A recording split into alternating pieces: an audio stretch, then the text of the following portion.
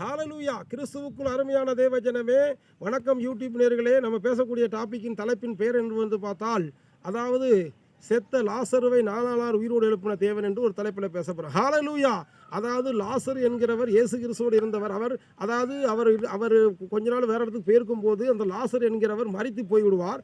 அப்பொழுது சொல்வார், ஆண்டவரே நீர் இங்கே இருந்தால் லாசர் மரித்திருக்க மாட்டாரே என்று சொல்லுவார். அப்போ லாசர் மரித்து 4 நாள் ஆனோன்னா பாடியை கல்லறையில் வைத்து அடக்கம் பண்ணி விடுவார்கள். இயேசு கிறிஸ்து அங்கே போகும்பொழுது, ஆண்டவரே அது பாடையில் அவர் அதை கல்லறையில் வச்சுருக்காங்களா, ஆண்டவரே நார் இருக்குமே, பாடி கெட்டு போயிருக்குமே அப்படின்பாரான். இவர் போய் சொல்லி இயேசு, அதாவது லாசருவே வெளியே வா என்று சொன்ன உடனே அவரோட பாடி அழுகி போன பாடிகள் ஒன்று போல சேர்ந்தது, நரம்பு ரத்தங்கள் ஒன்று போல ஓடி உயிரோடு எழும்பிதான். ஹalleluya.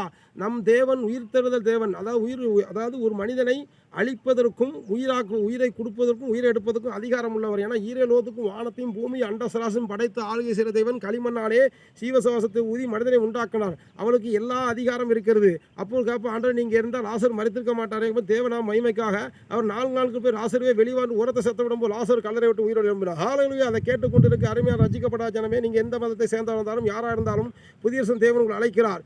ஆண்டவர் இடத்தில் வரும்போது உங்களுக்கு நன்மை உண்டாகும், சமாதானம் உண்டாகும், ரட்சிப்பு உண்டாகும், உண்மையிலும் மறுமையிலும் ஆசீர்வாதம் உண்டாகும். ஹalleluya.